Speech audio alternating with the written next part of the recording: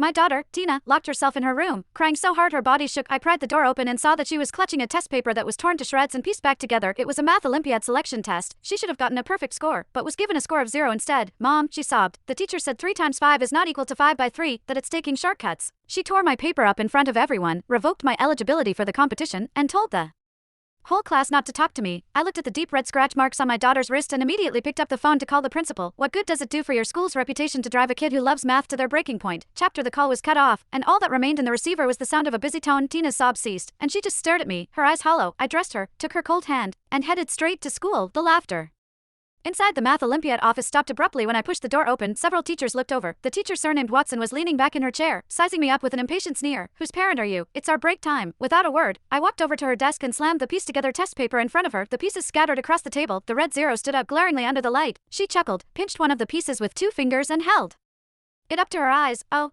what's the matter? Do you have a problem with my grading? 3 times 5 and 5 times 3 are both equal to 15, are they not? I asked, staring into her eyes.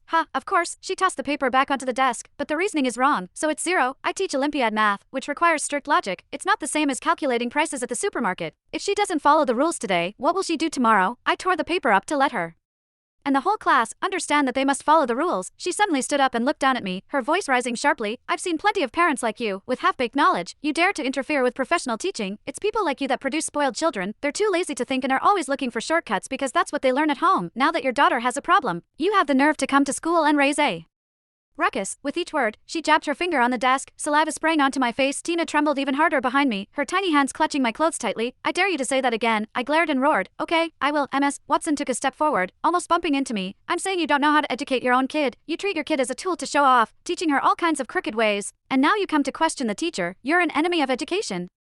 Go home and stop embarrassing yourself. I looked her dead in the eye and spoke each word deliberately. Ms. Watson, you tore up her full marks paper in front of the whole class, incited the whole class to isolate her, and even physically abused her by scratching her. And now, you used the dirtiest words to insult her mother in front of her. I paused and said clearly, you're not fit to be a teacher. Abuse. She chuckled as if she had heard the biggest joke in the world. Isn't it a matter of course for a teacher to educate a student who made a mistake? It seems your daughter is spoiled. That's why she can't follow rules. After saying that, she actually went around the desk and tried to grab my daughter's wrist. Come, I'll educate her properly in front of you so that she learns right from wrong. I quickly pulled my daughter behind me, blocking her with my body. The teacher's anger flared after grabbing nothing but air. Get out of my way. Don't interfere with my teaching. You're an enemy of education. Go home and stop embarrassing yourself. Her face flushed red with anger as she raised her hand. Stop. A roar came from the door. The principal walked in, his face ashen. He glared fiercely at Ms. Watson, who stiffly put her hand back down. He reined in his emotion when he turned to me. Ma'am, let's talk in my office. Chapter. In the principal's office. He poured us some water. I didn't touch the water he poured. I just pieced the torn test paper back together on the desk. Then, I took my daughter's hand and showed him